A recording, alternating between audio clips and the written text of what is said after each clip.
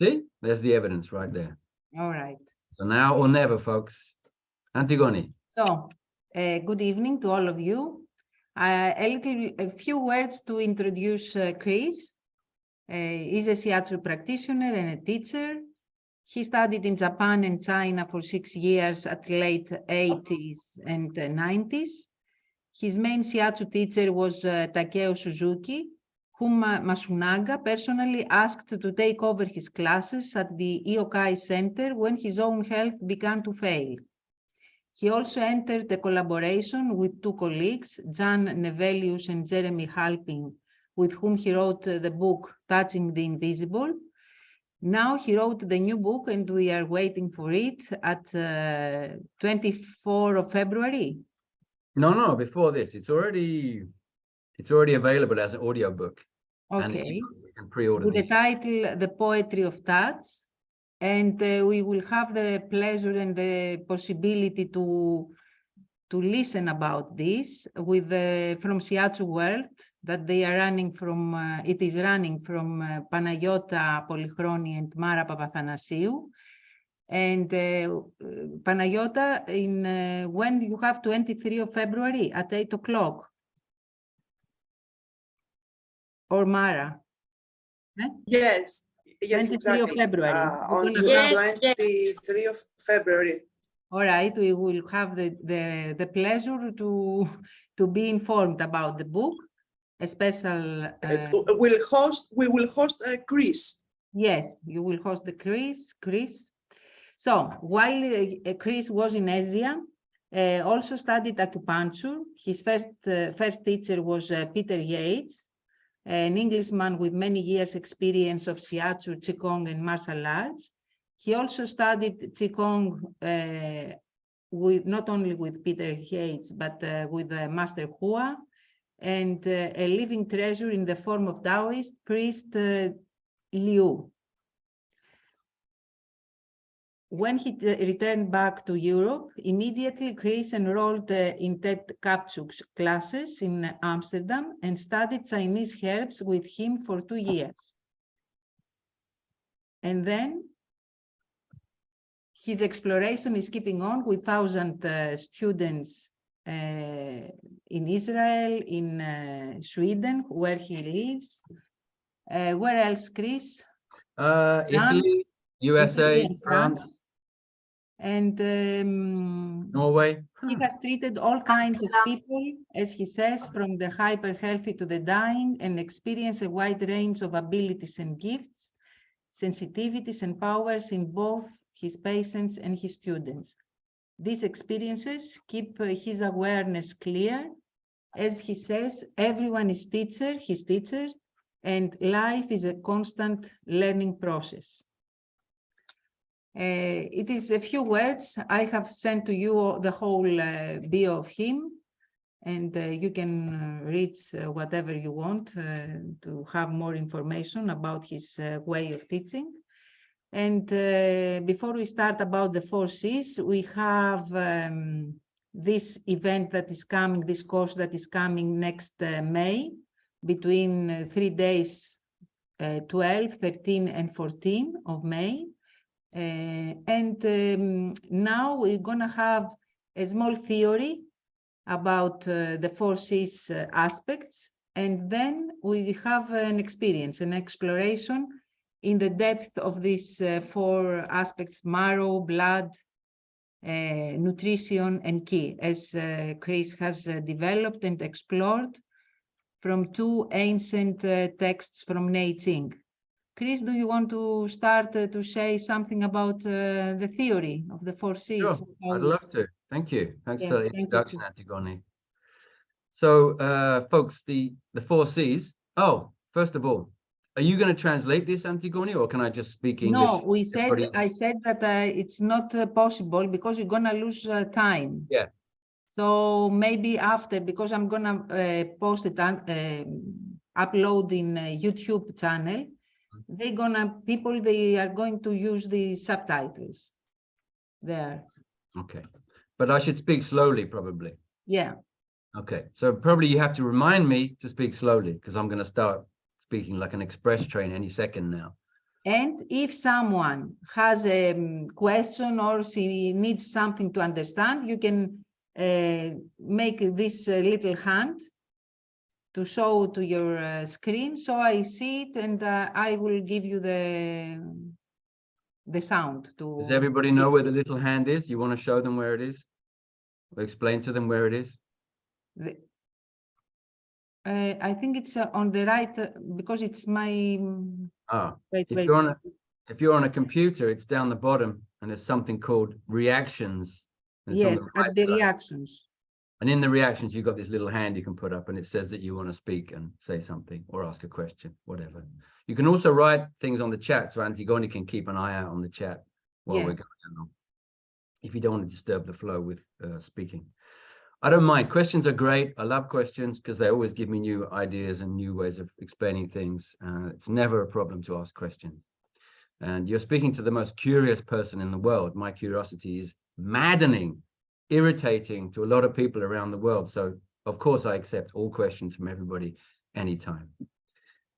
So, folks, the 4 C's are mentioned in the Neijing. The Neijing, as you all know, the Yellow Emperor's canon of internal medicine. Not a great text, by the way, a horrible text. It's all different pieces jumbled together from a historical period of 400 years. So it's a mess. But there are 2 pages on the 4 C's. And those 2 pages are a very, very brief introduction. As always, Chibo is answering a question of the Yellow Emperor. He says, "Oh, of course, the 4 C's. Well, I'm glad you asked, because the 12 channels eventually flow in to the 4 C's. But then he says nothing else about them. He just tells you some of the points that are on the 4 C's and some of the pathology associated with the 4 C's. And it's very, very difficult to understand what it is that we're talking about. So it took a long while for me to work out that this was even interesting. And when I did decide it was interesting, then I started to dive into it and to work with different groups of students and different patients to find out what, if anything, was inside this model. And it turns out there's loads of stuff inside this model. But the beauty is it's very, very simple. It's just 4 levels, one above the other. And of course, the levels flow into each other. So it's going up and going down the whole time. So they're not separate, but they are discrete. That means that they flow into each other, but they have their own identity.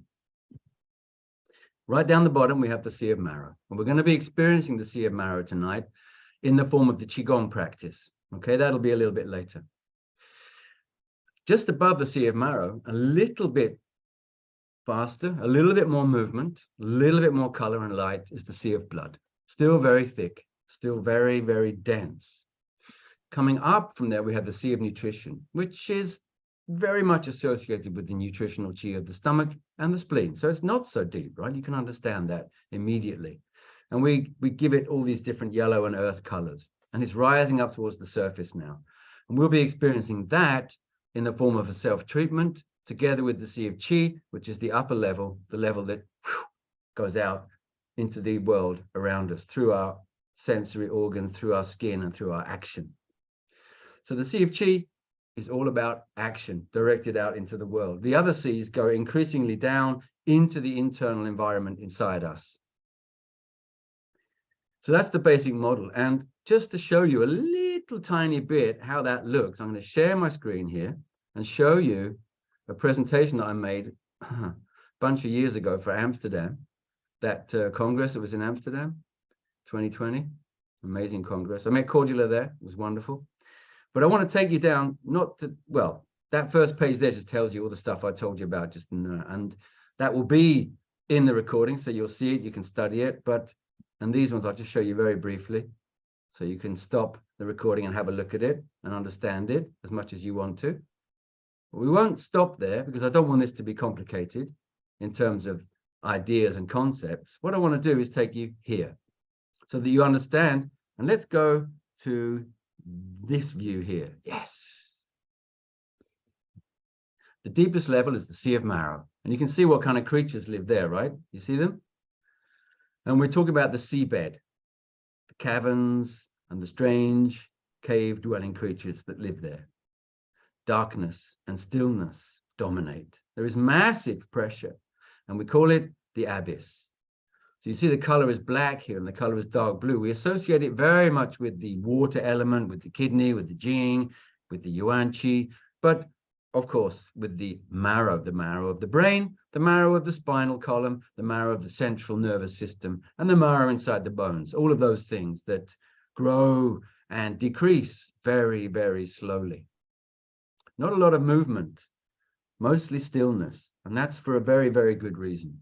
But when we get to the sea of blood, you see we've come up a little bit. We're a little bit up from the bottom now, from the bedrock. Traveling upwards, the water is still viscous and dense, very thick, but there is slightly more oxygen. There is a slightly smoother circulation, but the pressure is still compact. Darkness still reigns. The creatures here are red or black for camouflage. Now that's for real. That's in the ocean. Out in the oceans, it's like that. So this really mirrors this beautiful image which we're building up now of the 4 seas. So you can follow me up now as we go even further upwards into the sea of nutrition. You can see we're coming up towards the surface, but we're just below the surface now. We're just on the internal aspect of our nervous system and of our perception. You can see that the creatures here are more brightly colored and they're very close to the surface. They're much more active, they swim faster. And these guys here are actually whales swimming, but also sleeping like this, upright, where you can see the light coming through from the surface. So we call this the twilight zone. Here it is down the bottom here, the twilight zone. So it's not light, but it's not dark. It's in between, rising further. Another slight increase in activity. Life is more abundant. The water is lighter, more translucent and free-flowing. Twilight zone. We're moving towards the surface. And this is all about the nutritional level just down below the surface. And we relate this to the parasympathetic nervous system. As we go up to the very surface, we reach the sympathetic nervous system. Some people have a problem with that and they think, oh, sympathetic, that means like something bad. It doesn't mean something bad at all. It means something very, very good, but it's outwardly directed. That's the problem with the sympathetic nervous system. It directs our energy outwards, and in the end, it will exhaust us if we don't come back to the lower, deeper zones and levels. So we call this the surface, abundant light and heat, fast flowing life forms. You see, these guys are moving fast and they've got all sorts of colors. Look, they even jump out of the water, showing us how the life here relates not just to the surface, but beyond the surface, into the outside world, into the exterior. Here, the creatures thrive in the thin, oxygen-rich waters. That's for real. That's the ocean. I'm just drawing parallels here with our internal system. No pressure, none. A mixture of air and water, and we call it the sunlight zone. So if we go backwards now, we can take it downwards and inwards through, you see what happened there? Sea of nutrition. Already it's a little bit dampened, it's a little bit darker, a little bit softer, going down into the blood now. Very deep, very thick, hardly any movement. And here, no movement. You can't see anything, pure pressure. This is the sea of marrow. Now, this is just to give you an idea of these things, and then we're going to go very shortly into practicing them so you can feel them for yourselves without me having to describe them. You'll actually just experience them. I'll guide you through that. Now, I'm going to stop this share here and now. Boom, here we are again. And I'm going to give the word back to Antigoni. Yes. I would like, listening to these 4 aspects, I would like to answer to us, how do you experience the application of this theory in your practice? The first thing that made you, inspired you and made you want to go inside through the practice? Yeah. Well, the first thing was finding out about them years and years and years ago as a student, and then there being no information anywhere, just small traces and nobody ever explaining it. So that made me very curious. But when I began to look at it seriously, the reason I looked at it seriously, there were 2 reasons, in fact. One reason was that I had a period where I had a little bit extra free time and I was interested in writing. And the book that's coming out now is the product of that, of course. But this is 2013. We're going back almost 10 years. And during that time, I suddenly had a bit more free time. I had less patience for whatever reason. And I thought, well, if I've got less patience, then I can do finally my writing. So I started to write from all these notes that I had all over the place on my computer and places. And I started to write articles which later became chapters for the book. And then I'd done all of that. I'd written all of the chapters that I had notes for, except one, this one. And I couldn't write it because I didn't have anything. There's nothing. So I looked in all the notes, I looked online, I looked everywhere, nothing. All there was what's written in the Neijing, and it's really not very much. So I wrote down what was there, and I did a mind map of it, and I looked at it, and I meditated on it, and I started to think, okay, what is this? If it's anything at all, what is it? So that was one process. Now, a parallel process was a patient that I had. She was a regular patient, an elderly lady. She was in her 70s already at that time, gray-haired, very, very elegant. And she came to me looking for the ability to sit still. That was what she wanted from me. I want to be able to sit still. And we achieved that immediately. That was like, in 15 minutes, that was done. But then when she started to come in for regular treatments after that, all sorts of stuff started to jump out of her system. Trauma, right? You've all had experienced this. Screaming and writhing and all these automatic movements and stuff like, whoa, okay. There's something serious going on here buried inside this person.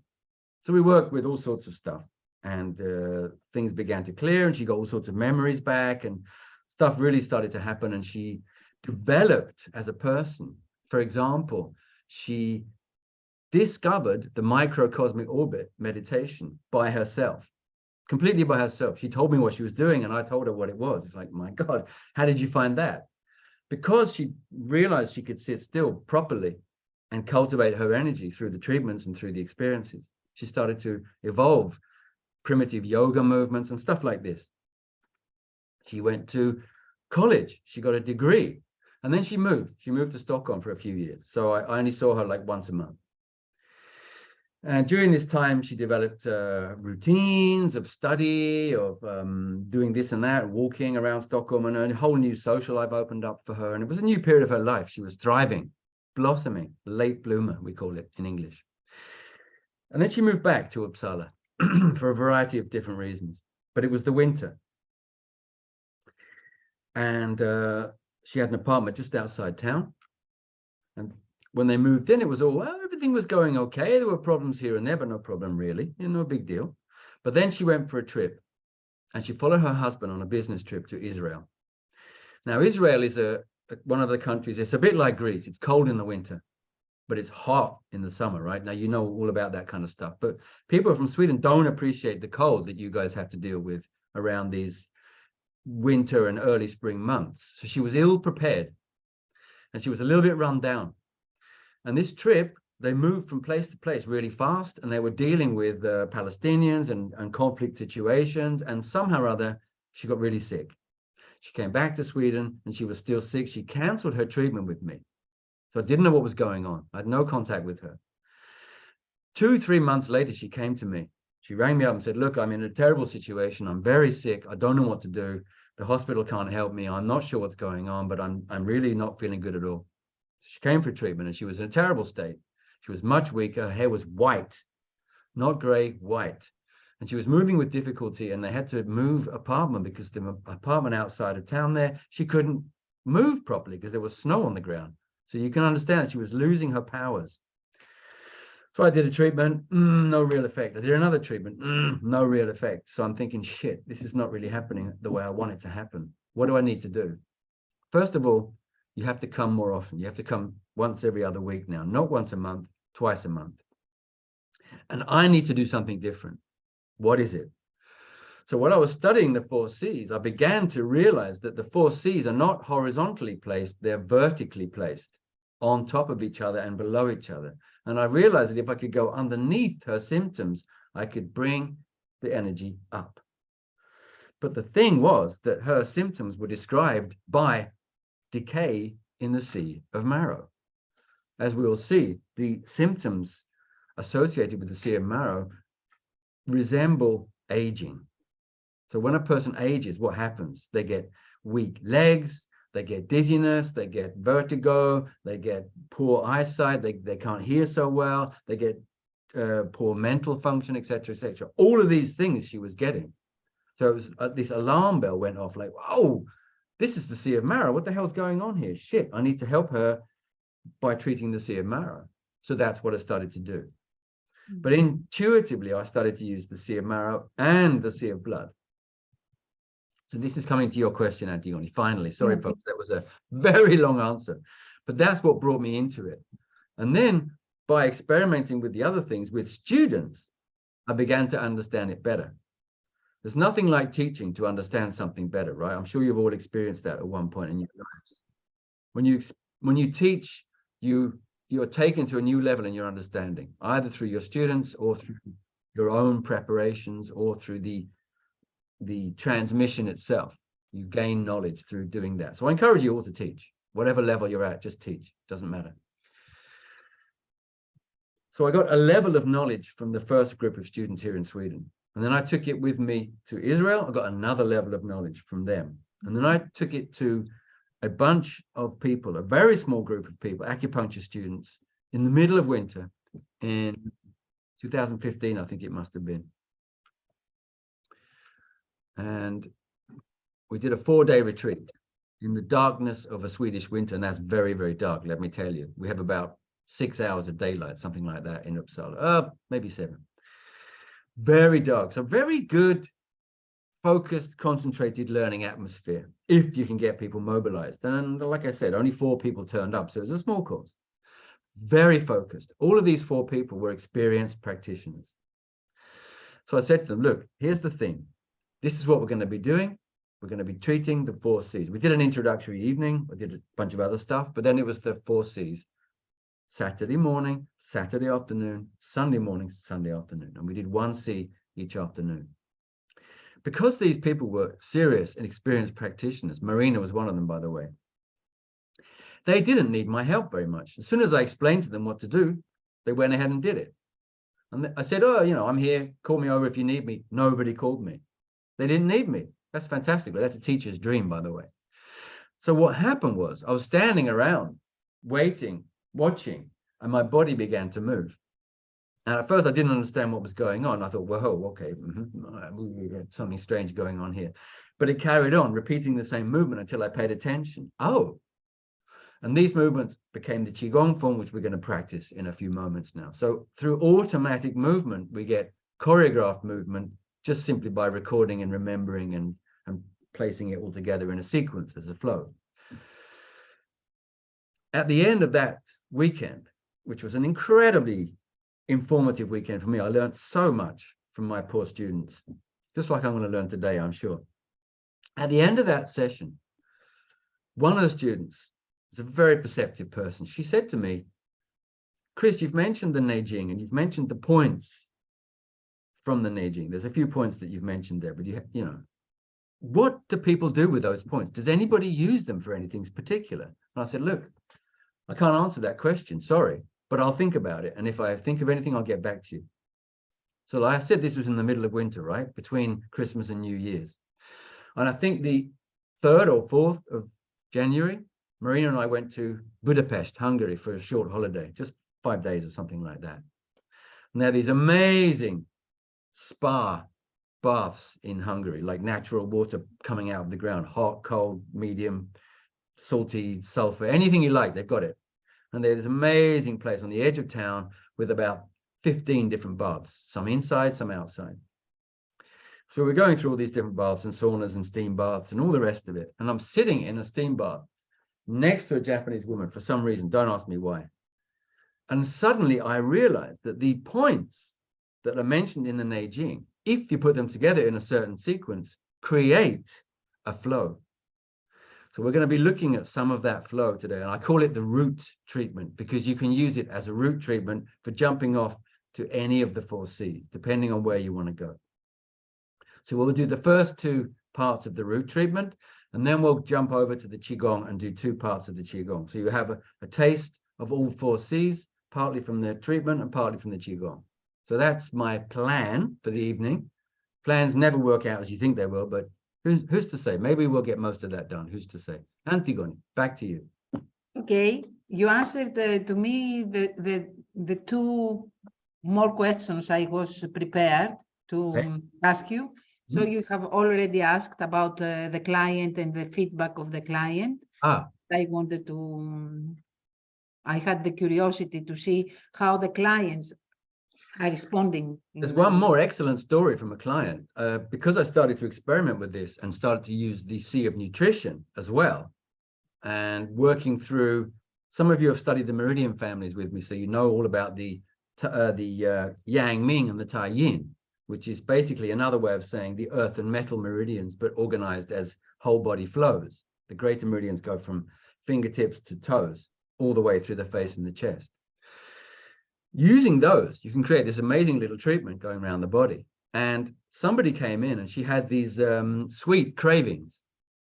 A lot of our clients have that kind of thing, right? Oh, I can't stop eating sweets, cakes, sweets, biscuits, sweet stuff. So I thought, hey, let's try it. So I did this treatment on her. Immediately, the sweet cravings disappeared. So I need that. Okay, so we'll be doing a little bit of that tonight. A little bit. Not the whole thing, but a little bit of it from the treatment. Rest in the course. Yeah, the rest will be in the course in May. And by the way, the course in May is going to be like every single way I do treatments, every single type of technique I use will be baked into that course. So it'll be a kind of like an intensive study of different types of techniques. Very, very still, and they're very, very dynamic and everything in between. So it's a lot of fun. Anyway, that's that.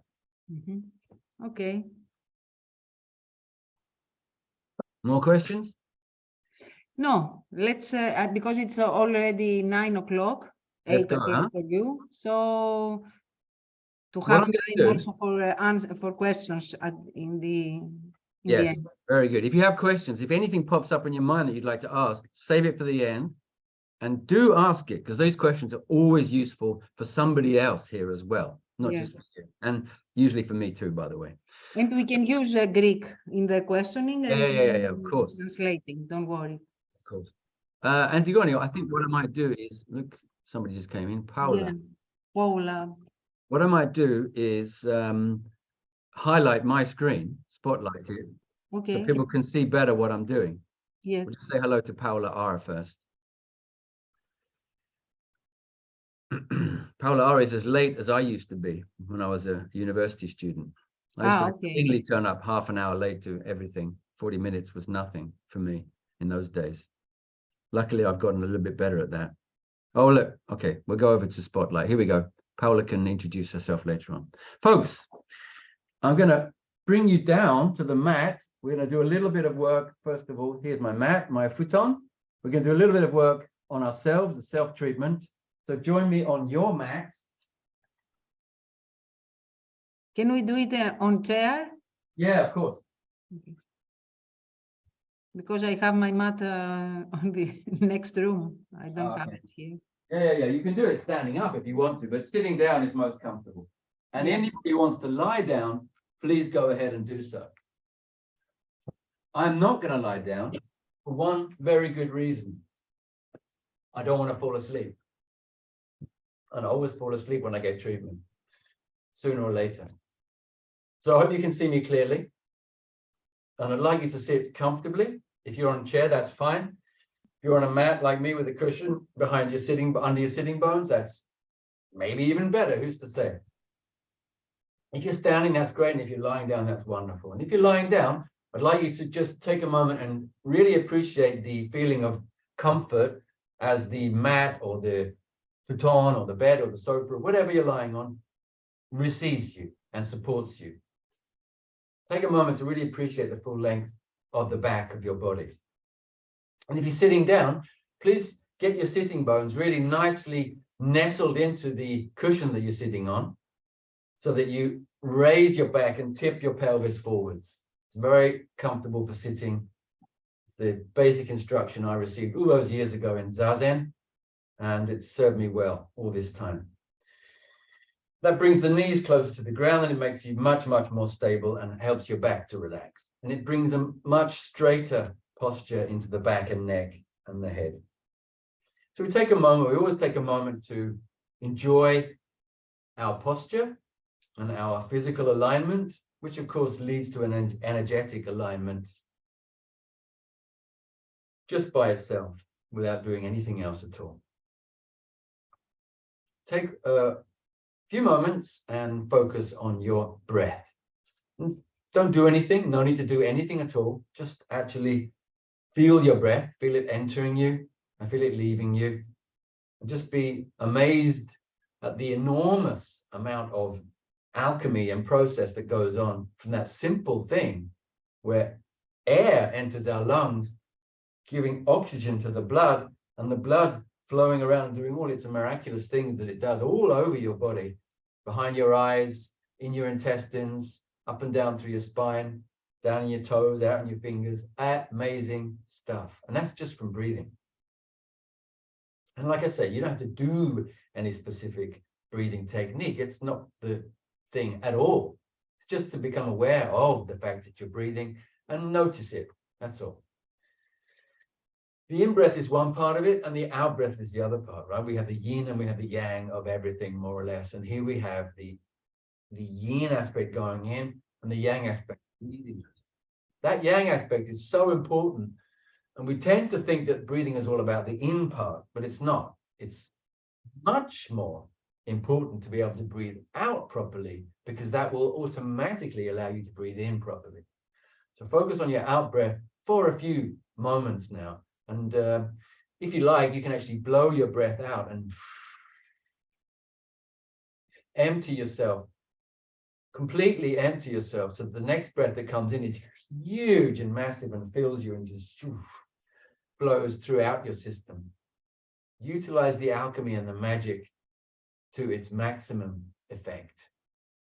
And really don't have to do very much else. Just those simple things are worth their weight in gold.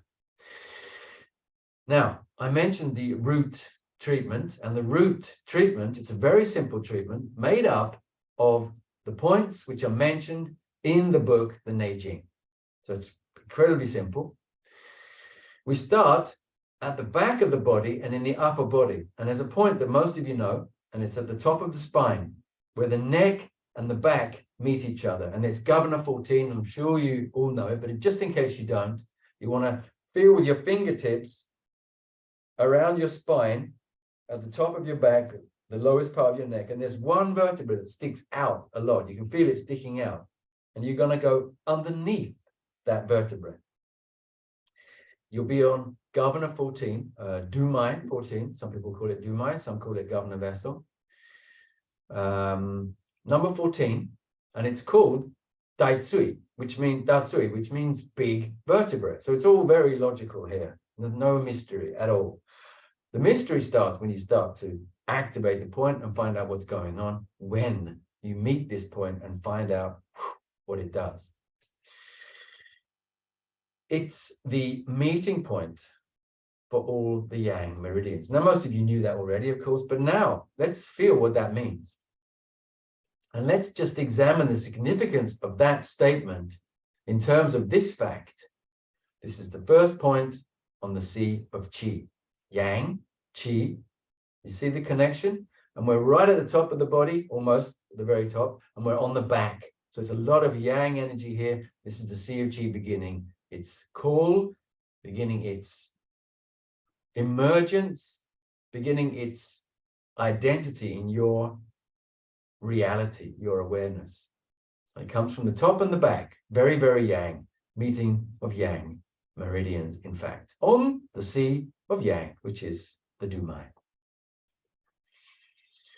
My particular habit is to activate the point with my fingers or thumb or whatever, and then release it and allow it to do what it wants to do while I'm not touching it. I'm aware of it still. My mind is still there. My awareness is still there, but I'm not touching it. I'm allowing it a certain freedom.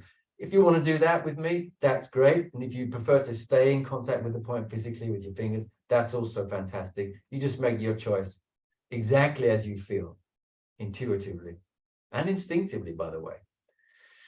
Instinct is a very underrated power in human beings. So we've got this point at the top and back of our spinal column, just before the neck vertebrae, the cervical vertebrae begin. and it's the meeting point of the yang. We've just activated it, and it's pouring its sunshine out into your body now.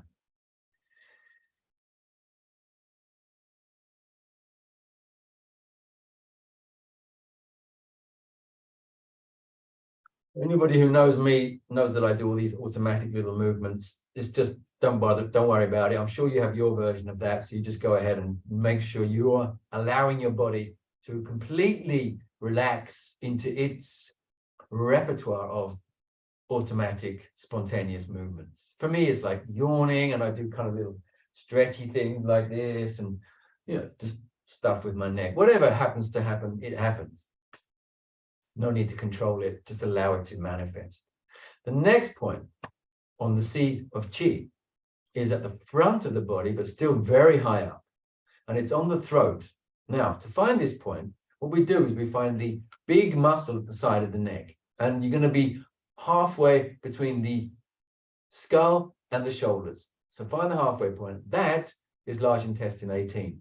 That is friend of stomach 9, which is just on the frontal border of that thick throat and neck muscle. The muscle is called sternocleidomastoid, for anybody who's interested in that kind of detail. Not very important. The point, which is very important here, stomach 9, and it's called welcome human or welcome person. Now, of course, it's very high up. It's still at the same level, more or less, as Governor 14. So we're on the same trajectory here. Very high up, very yang. It's near the throat, the source of expression. So we're still talking about a very yang aspect of the body. Now, the yin aspect, of course, is it's on the throat. It's right next to a pulsing artery. That's all about blood. So there's a yin aspect to this, absolutely. But the yang aspect is the geographical place and the stomach meridian, which is a yang meridian, even though it's on the front of the body. Enigma. Here we go. So touching this point very, very gently and angling your pressure back towards the muscle, not in towards the throat, because you'll choke yourself. Don't do that. We don't want you to do that. That's not helpful at all. This point, I learned it years and years and years ago, and I never used it, but I knew it as a point to control high blood pressure, to sink the blood pressure. Feeling it now, you can probably understand why that might be. And we're beginning to understand a certain number of things about the Sea of Qi. It's very yang. It starts high up in the body. It has to do with the neck and the throat. We're already beginning to see certain things, certain qualities and aspects and functions of the Sea of Qi. It has to do with expression. It has to do with these sensory organs up here, the way the neck pumps life into these sensory organs of the face and head. And consistent with my regular habit, I'm going to release that point now and allow it to continue to vibrate and to open and activate itself and reveal aspects of itself to me as I remain there with my awareness, but just bring my touch away from it and rest my arms, shoulders, hands, and relax. Oh, you see the point kind of ripples out and begins to show its reality in me, manifesting as movement, as yawning, as all these kind of things. I don't know what it's doing for you, but just allow it to happen. You may be getting images or mental things going on, emotional stuff. Who knows, right? I don't know. I can't possibly predict any of that stuff. That's your personal reaction. No two people are the same, not even similar, in fact. So we're 2 points in, and we're still in the Sea of Qi. Now, the Sea of Qi is going to take us slightly down now to the chest. And in the chest, we have a point which is a very special point for a lot of you people, I'm sure. Conception vessel 17, Ren 17. How do we find it? Well, it's at the level of the nipples here.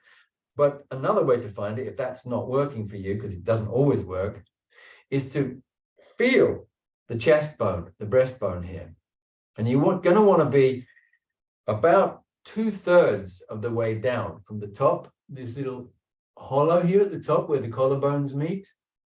And down here, where the xiphoid process leaves the breastbone and goes into the abdomen, soft tissue of the abdomen. So about 2/3 of the way down is where you want to be. And right at that space, there's a concave aspect, a hollowed out aspect of the bone. It's not deep, it's shallow, but you can feel it very clearly. That, my friends, is conception vessel 17 or Ren 17. It has a very beautiful name, and the name is Shanzhong. Shanzhong means chest center. Some people interpret that to mean the center of the chest or the center of the chest bone. That's not quite true, but it is the site of the chest center in terms of the middle dantian. We have the lower dantian, the middle dantian, and the upper dantian. This is the chest center. So it resonates with the pericardium meridian. It's the mu point, the middle center, the middle dantian. But in this case, this point is very special, as Panayota knows, because she studied the points with me just in the winter, just last year. This is the influential point for Qi. So how fitting that it's the third point in the Sea of Qi part of the root treatment. Now, let's go further. Let's go into the actual text itself. The Neijing states that this point, Shanzhong, is the same as the Sea of Qi. So those concepts are identical in some way, or at least heavily overlapping with each other. So Sea of Qi equals Shanzhong. Now, of course, the Sea of Qi is not just one point, definitely not. But Shanzhong is also this area, this chest center. So it has something to do with this chest center. Now, this center here has a lot to do with the breath and a lot to do with the circulation, has a lot to do with the diaphragm. So all of those things, put them together, that's what Shanzhong means. So not just the point, but the area and the functions involved in that area. Some people call it upper heater, but it's only part of the upper heater, not the whole. So we have Shanzhong, conception vessel, or Ren 17, right here on the center line, on the breastbone. And now, consequently, with my usual habit, I'm going to release the point, allow it to continue to vibrate, oscillate, open and activate itself, and tell me all about what it is, what it does, who it is, and what it's all about.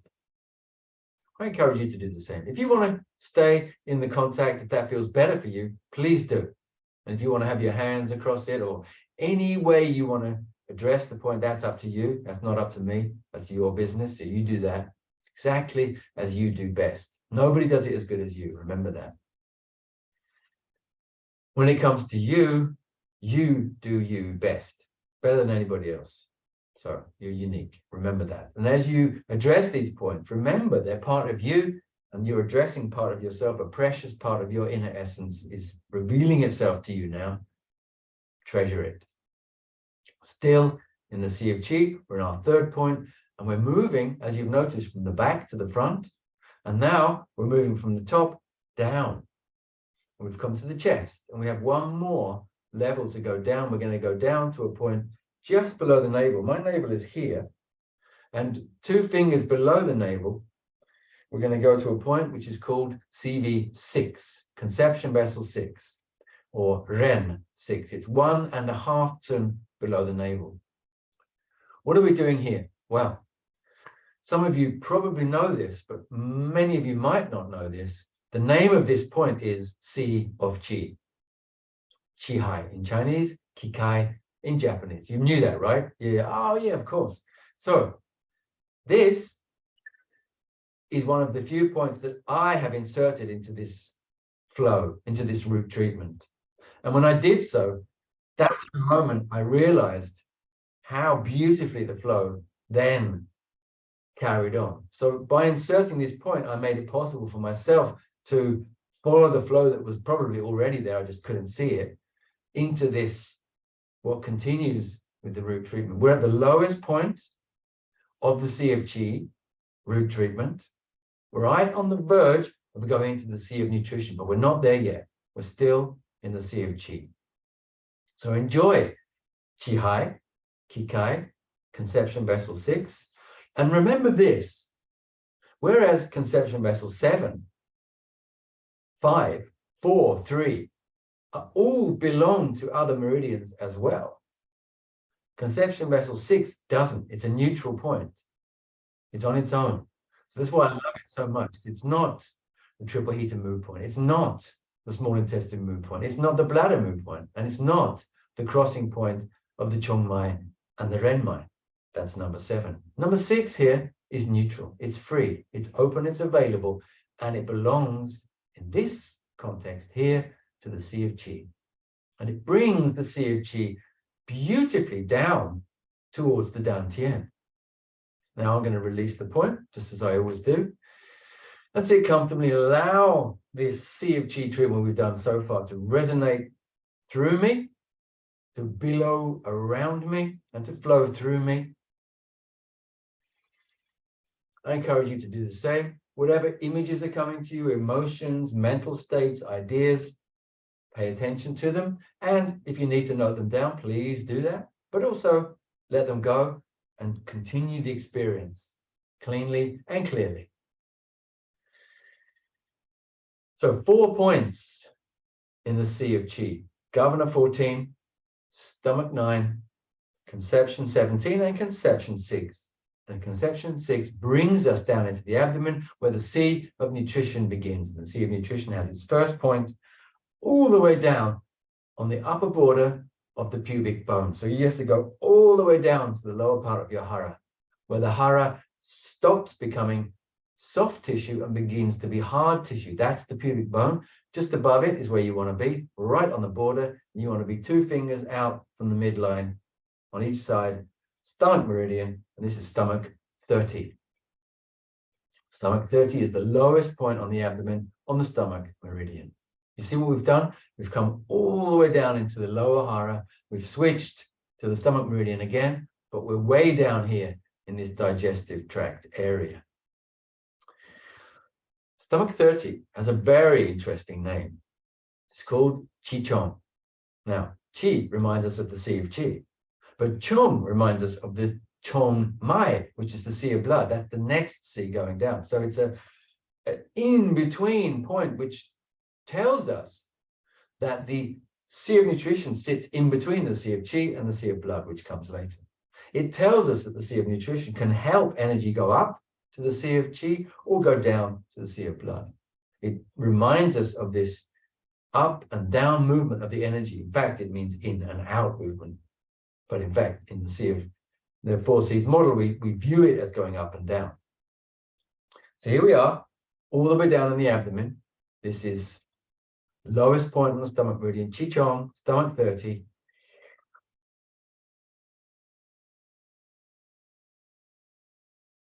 And it causes me to yawn like an alligator.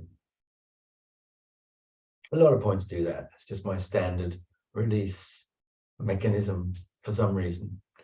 I'm sure some of you have similar things to that. So I've released the point now, and I'm allowing it to tell me more, remind me of things that I've forgotten about the Sea of Nutrition, about the stomach meridian. And here we have another little note from the Neijing. The Neijing tells us that the Sea of Nutrition is the same as the stomach. The stomach is the same as the Sea of Nutrition. So what does that mean?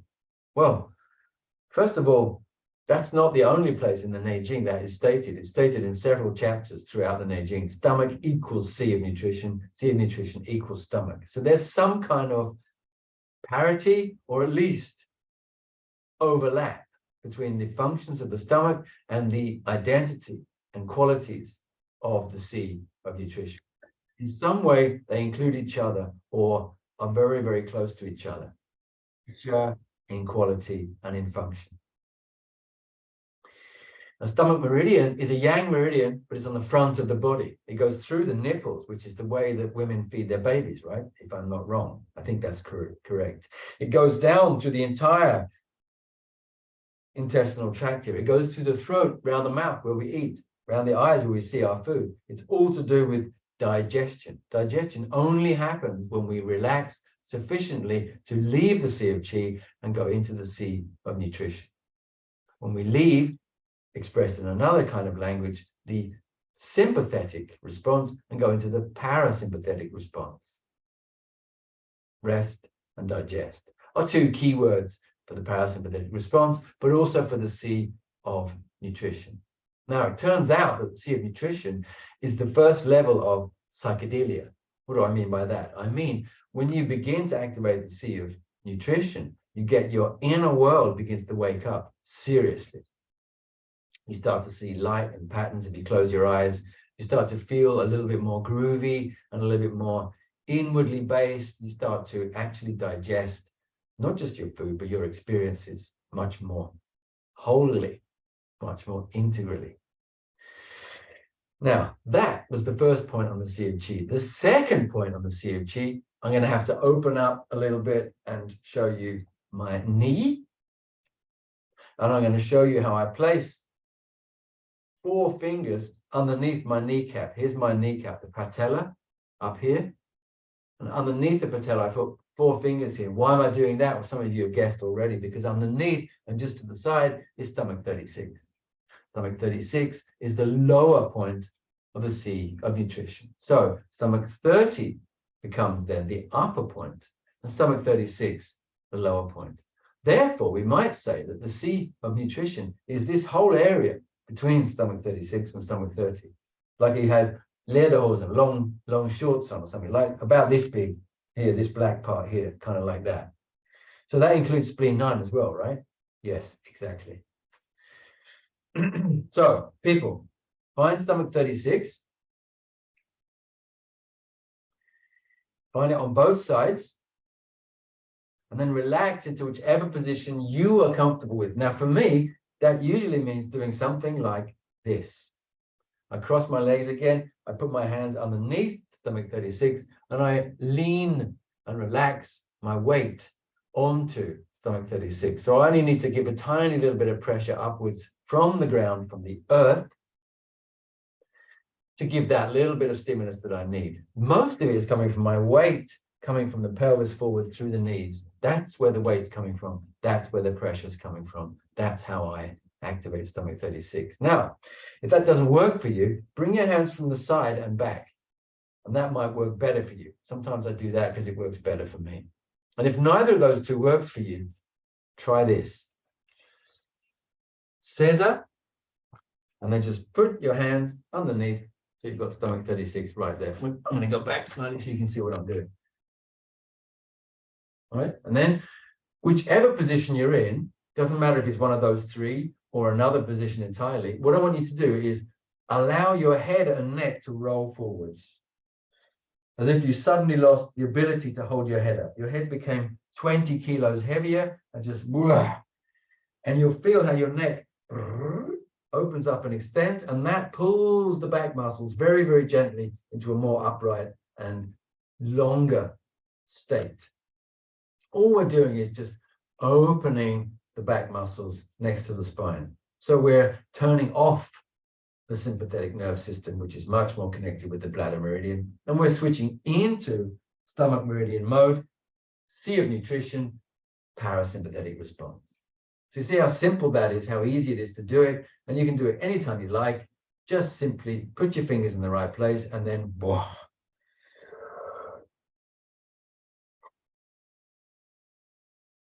Now we have a special word for this state that we've just entered and are now going deeper into. We call it the cocoon state. What does cocoon mean? It means the state where a butterfly is just before it becomes a butterfly. So it's in this kind of pouch, and it's made of a special fabric which holds it in place and protects it. Now, of course, your cocoon is not invincible. I mean, a huge animal can eat that, no problem at all, but it's a wrapping which holds you like this, holds you like this, holds you like this. You enter your inner world. That's the key part of the cocoon state. So we close our eyes, our head rolls down, and we begin to very gently snore. Probably some of you are falling asleep. Don't fall asleep, stay awake, okay? That's your alarm call right there. But stay in that twilight state, a twilight zone, in between energy going out through your sensory organs and energy going in through your inner awareness. Exactly there in between, in that soft halfway house state. Enjoy it. It's very soft. The light is soft, hopefully. The images are soft.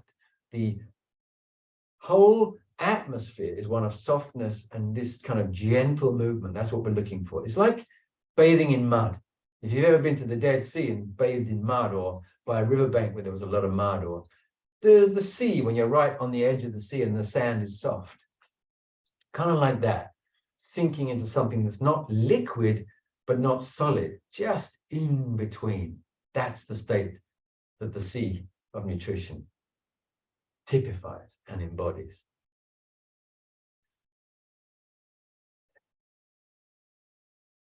If you're feeling lazy, that's good. If you're feeling a little bit tired and lethargic, that's excellent. You're entering your tiredness. You've seen it 100 times with your patients when you treat them and they get this kind of tired, lazy feeling after the treatment. Perfect. Great. I want you to be there. You deserve it. This is where you begin to regenerate your energies. You can't regenerate your energies there. You have to go in here to do it, right? That's the key. We all know that, but sometimes you have to be reminded. That's what I'm doing now, reminding you of that. And what I'm going to do now, having followed the root treatment from Governor 14 to Stomach 9 to Conception 17 and Conception 6, that was the Sea of Qi. And then entering the Sea of Nutrition through Stomach 30, and then entering it big time through Stomach 36. Having tasted those two seas, how different they are, the qualities and the atmospheres, the speed of them, the exterior, interior aspect of them.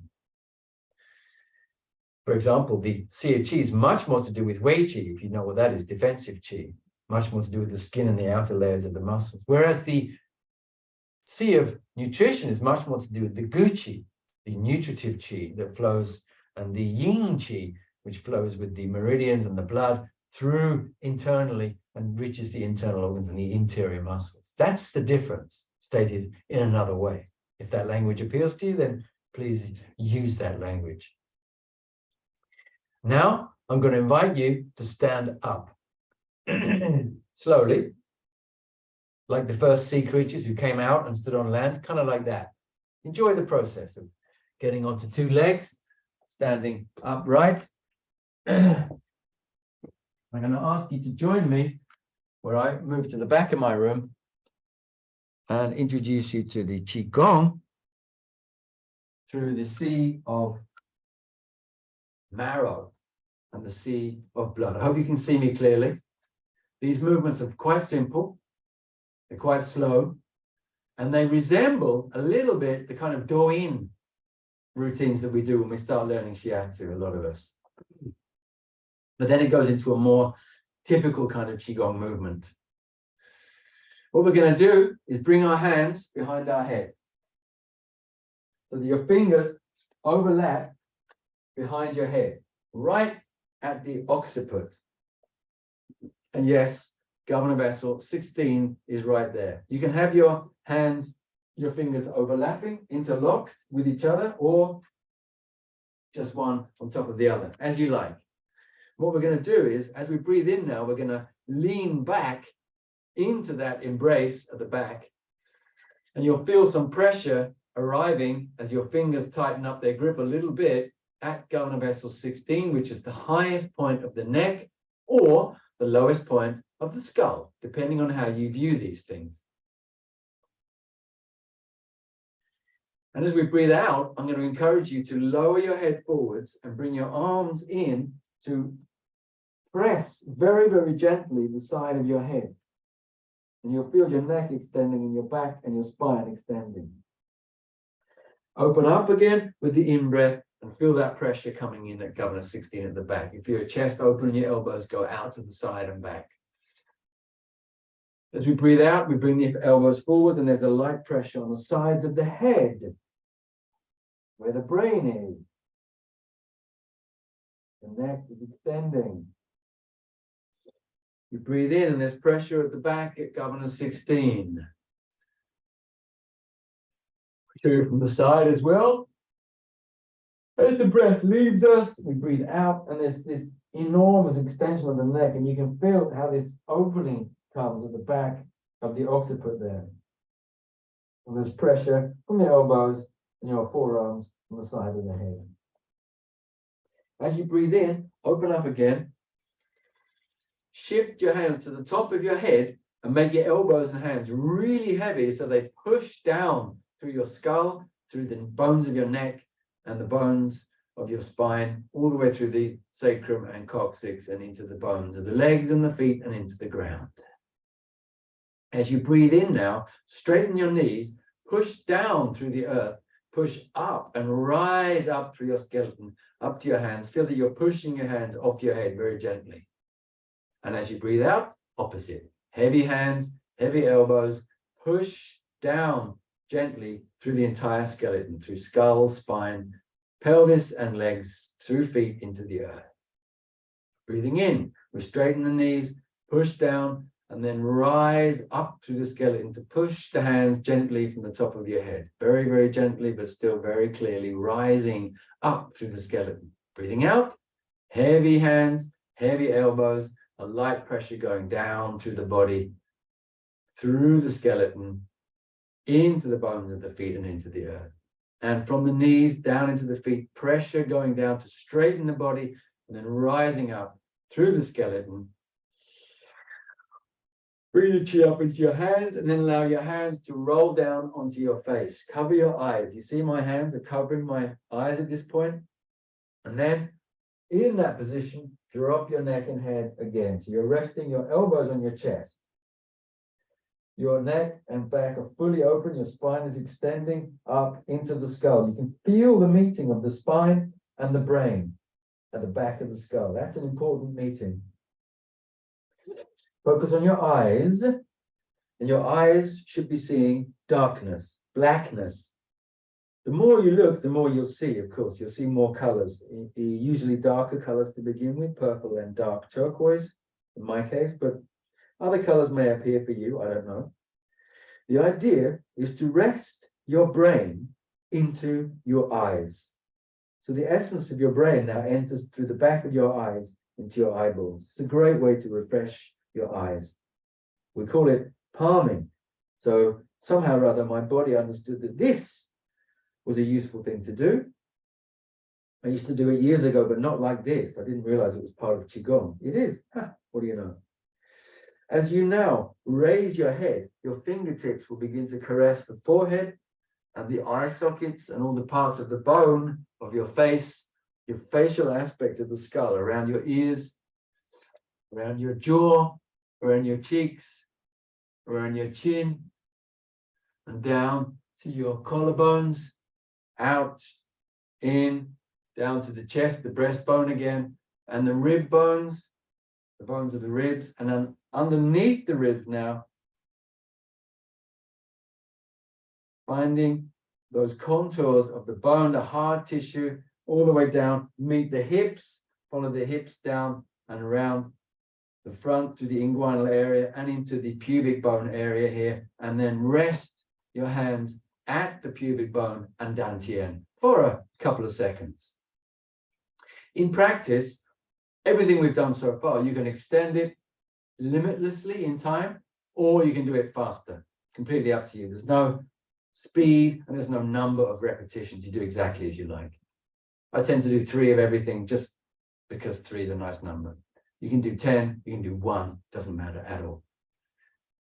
Resting here at the dantian for a moment, we enter the next phase where we begin to address the back of our bodies. So we put our hands, so our thumbs are lined up in between the ribs and the hips at the waist on both sides. It brings your fingers into a meeting point at the back. You can see my little fingers are meeting at Ming Man. The ring fingers are meeting down at Governor 3. The long and index fingers are meeting at the sips protrusion, this piece of bony stuff that sticks out here. All of that means that your palms are now covering your kidneys. What does that mean? It means regenerating the kidneys, of course, but not doing anything particularly, just by being there. If you wait in this position for a few moments, your breathing will naturally sink down and back and greet your palms through the kidneys. So it's directing the breath passively, through contact, through warmth, and through touch. Of course, those of you who know about breathing exercises for the lower back can do those exercises. There's nothing to prevent you from doing that, but you don't have to. You can just stand and allow the body to do it instinctively and naturally and spontaneously in its own time by itself. And that's, in the end, more powerful, usually. Again, how long you stay in this position, completely up to you. Could be 1 second, could be 1 minute, could be 10 minutes. Now we're going to go further and we're going to massage the sacrum and the sips and the edge of the sacrum and the coccyx. We've brought the chi all the way down into the lower root of the spine.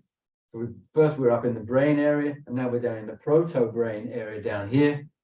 And now we relax our hands to the side. The hands go out, the hands go up, the hands gather at the top, and I'm going to go down on my knees to show you the shape. The shape is like this, palm against palm, but in the air. And between your palms, I'm going to open up my stance just to show you can see my hands here. Your hands are in the air, your arms are straight up like this, okay? I'm just going to show you this posture so you can see better what my hands are doing. In between my hands is a field. In between your hands is the same field.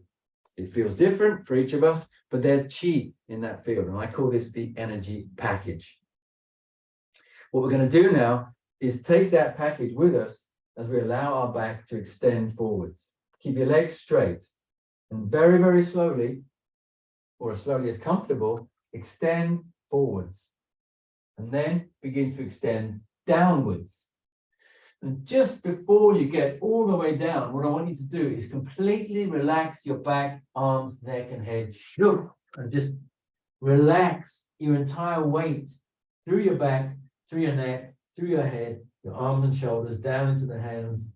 And imagine that the package you held is now released and floating down through the sea, sinking heavily down towards the sea bottom, towards the sea bed, towards what we call the bedrock. It's dark. The pressure is intense.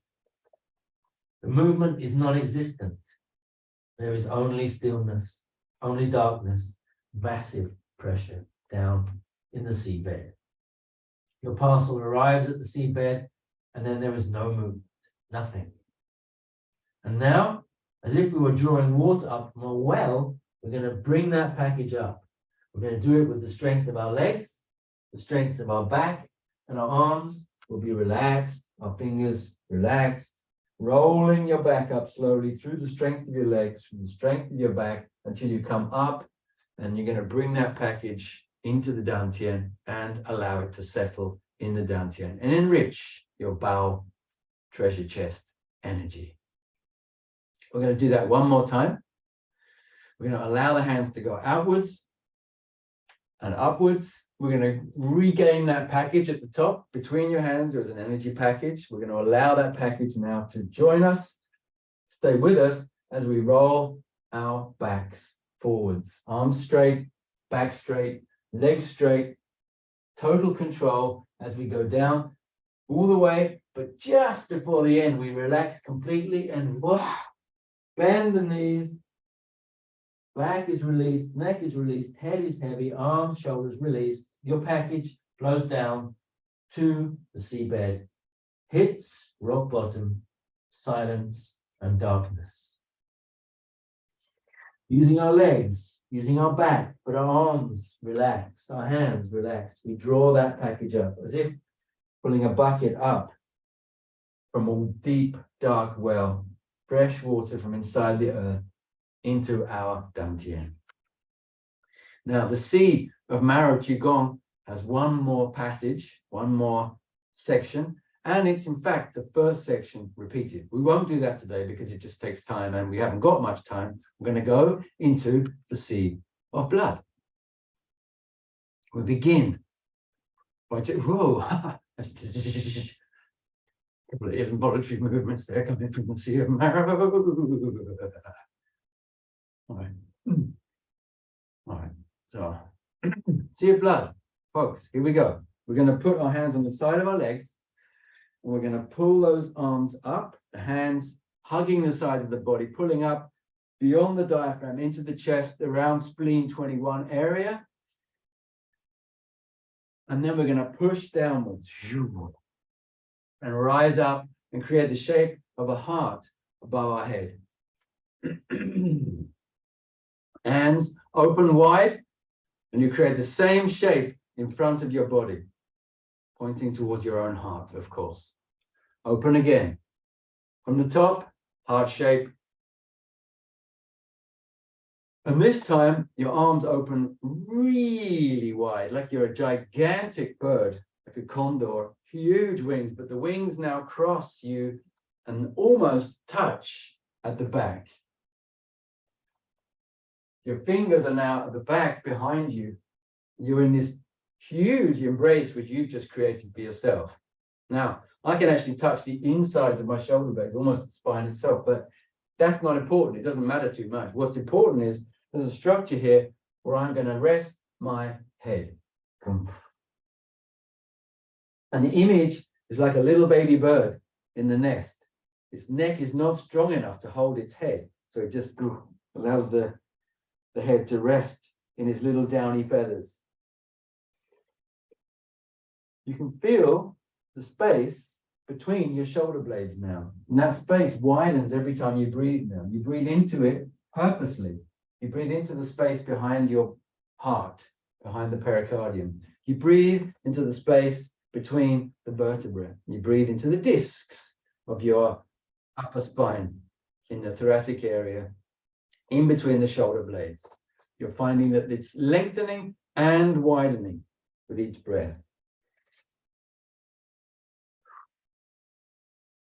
And after a while, our shoulder blades become activated. They move backwards, and they take with them the elbows, and they take with them the wrists, and they take with them the fingertips.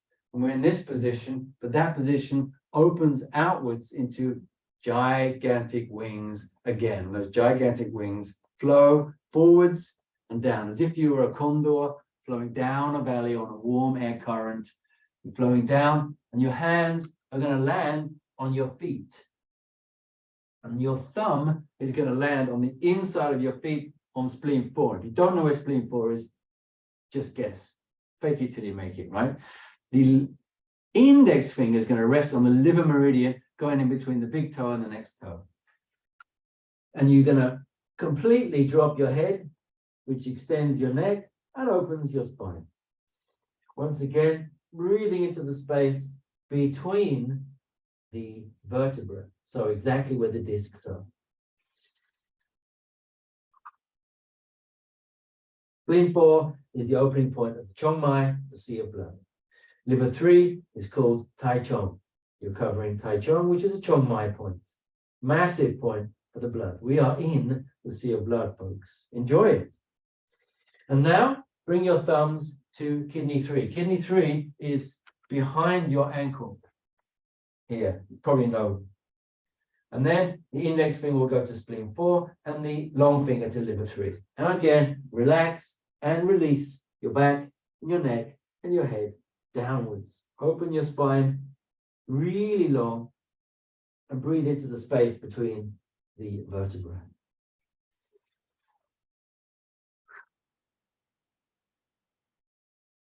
The kidney is part of the internal production of the blood. What we're going to do now is rub spleen 6 with our thumbs. We're going to rub the stomach meridian, stomach 37 and 39 at the front of the leg. Those are key points for the Sea of Blood. We're going to rub inside the knees, kidney 10 and liver 8 are there.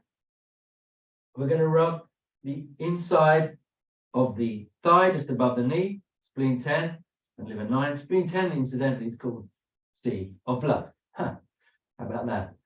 And then we're going to bring the hands warmly up through the inguinal area, through the inner thigh area, and relax the fingertips on stomach 30, which we used just now for the Sea of Qi.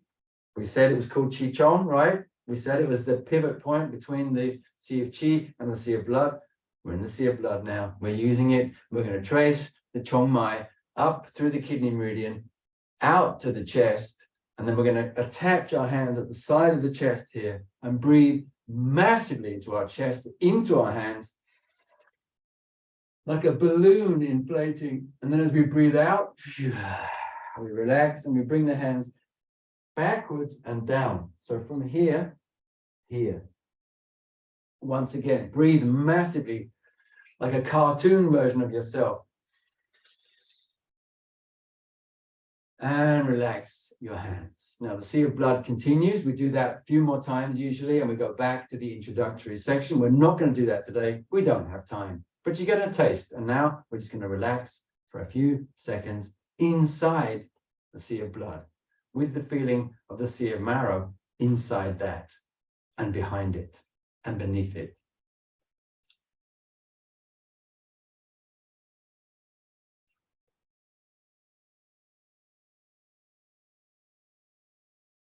And now, taking your time, coming back to your screen, reactivating your device, whatever you're using, and then I'll activate my screen in a second.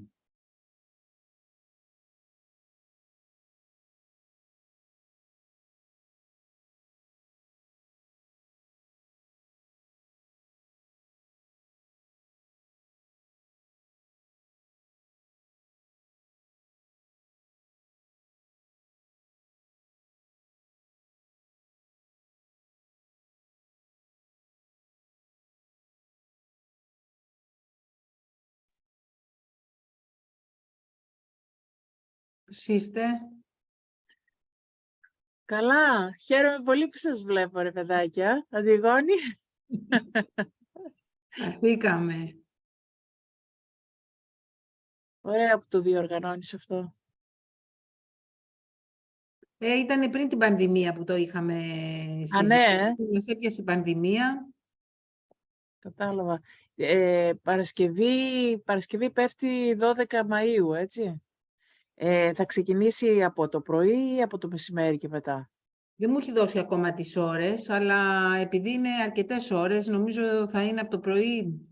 Θα δούμε τώρα. Hi, folks. Hi again. Hey. Almost 10, Chris. It is almost 10. Okay. If people have no problem with to keep 10 minutes after 10, if they have to ask something, they want to ask something, Please. we can use 1/4. Are you okay with that? Yeah, it's fine for me. Of course. Hey, Marcella came in. Hey. Yes. Yeah, go ahead. Anybody who has a question. Γεια σου, Μαρτσέλα. Hello. So, θέλει κανείς να ρωτήσει, somebody wants to ask something, has a question? Just unmute yourself and fire away. Let's see. Or at least how you feel, if you want to give a feedback. Yeah, if you want to do that, that's fine.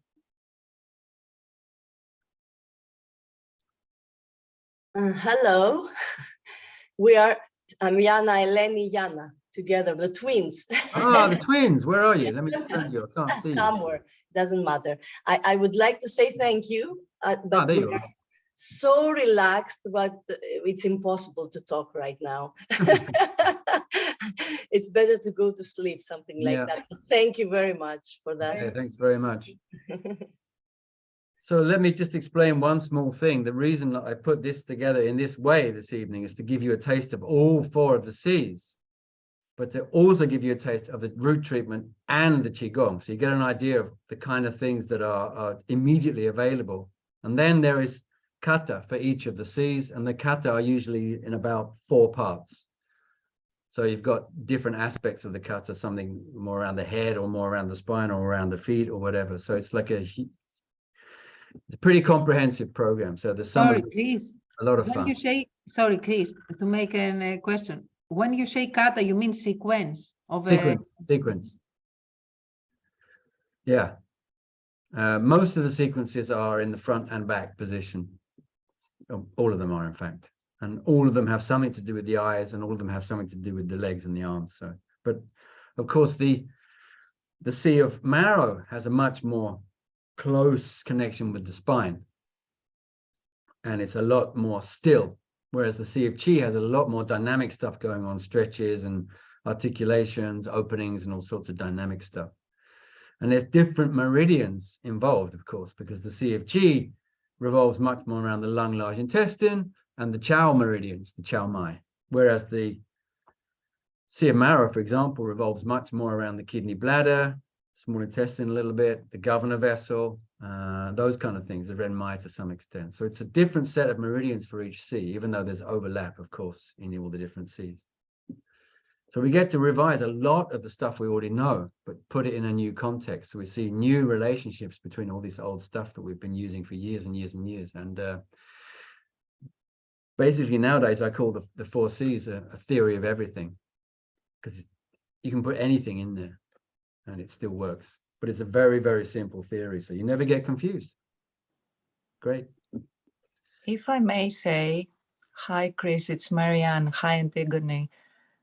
I felt a very deep connection. I just felt it, didn't think about it, with fascia, the connective tissue. I just felt, now that you were talking in the end, how the marrow sea is connected to the deeper connective tissue around the spine, and then the Sea of Chi with the more external parts of the connective tissue around the arms and the legs and the front channel and the back channel. Mm-hmm. Yeah, so all of these things like fascia, for example, or aspects of the nerve system or aspects of the hormonal system suddenly find a new light, a new place, and a new interrelationship with each other. So we understand Western medicine better. I'm lousy about Western medicine. I'm not even interested, but even I'm seeing all these different things that I kind of neglected for years and years through this very, very simple model. So it really is pretty amazing, even though it's really, really simple. It takes you 10 minutes. You've already learned it, by the way. You already know. But then there's levels and levels of understanding it and discovering it and finding it. As Mariana said this, it came to me this picture. I'm gonna share it because it reminded me the fascia thing. Mm. It is like different deep levels of fascia. Sure, absolutely. Okay. Okay, so folks, anybody else? Any kind of perspectives or epiphanies, insights, questions, suggestions?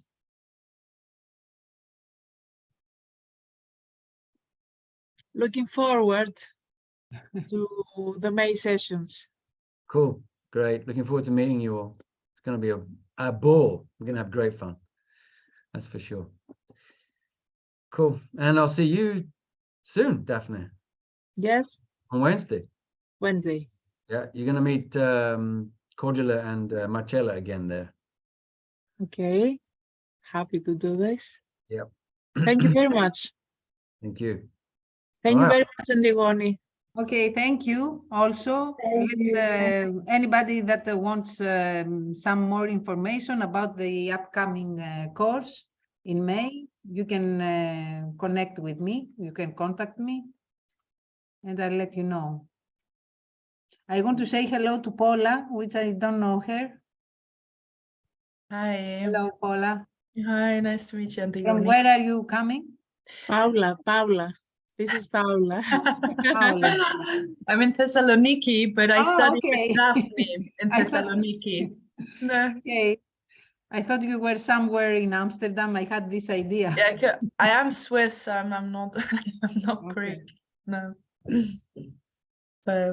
She moved to Thessaloniki for studying Shiatsu Academy. Oh. The past 3 years, and she's still here. Yeah, never left. In love, with Thessaloniki. Yes. Yes, of Yeah, course. exactly. Very glad to have her. Same here. And Flo? Hello? I don't know Flo. Yeah, Florence. Florence. Yes, Florence. We have talked through emails. Yeah, I'm a friend of Marcella. Okay. Ah, So you are from Italy? No, I'm French, but I live French. I live in the Netherlands as well. Okay. That's why. And I was quite interested, but I saw only the top of the email, so I logged in too late. But what I saw was really nice. So thank you very much, Chris. thank you.